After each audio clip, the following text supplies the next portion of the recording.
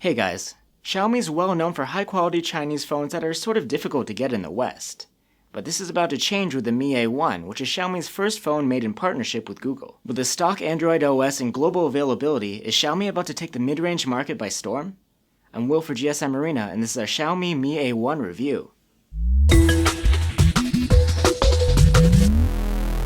If you've been following Xiaomi's phone releases, you might do a double take at the A1. It has a twin model called the Mi 5X. It's all metal and feels premium and sturdy. The edges are rounded and pretty smooth. The unibody is gap-free, but like most mid-range phones, the Mi A1 isn't water-resistant. There's a 3.5mm audio jack at the bottom, along with a USB Type-C port. As for speakers, loudness is excellent, and the sound is rich and crisp, with even some good bass. The 64 gigs of internal storage is expandable via microSD, which takes up your second SIM slot.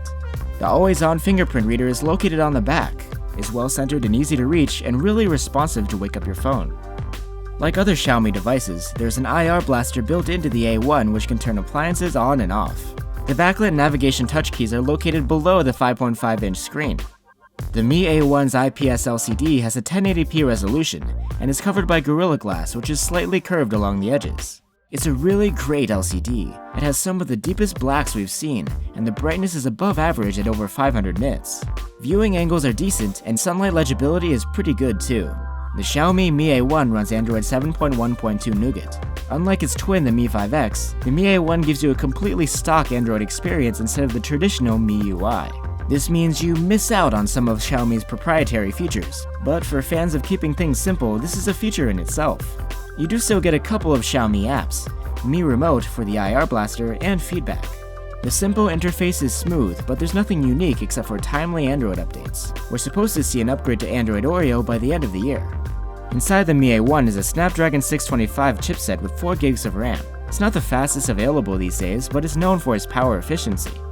In benchmarks, performance is great, at the top of its class for this price range, and it stays cool even after heavy use. And in everyday tasks, it runs really smooth. We didn't notice any lag.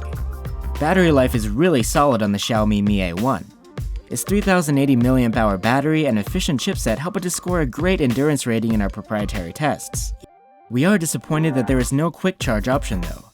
With the regular charger, we charge the battery from 0 to 27% in 30 minutes. The Mi A1 has a dual camera setup that is pretty similar to the one on the Xiaomi Mi 6, one f2.2 wide-angle and one f2.6 telephoto camera, both at 12 megapixels. We are missing the OIS and the bright lens on the A1 though. In good lighting, the camera snaps pictures blazingly fast with a great deal of detail and low noise.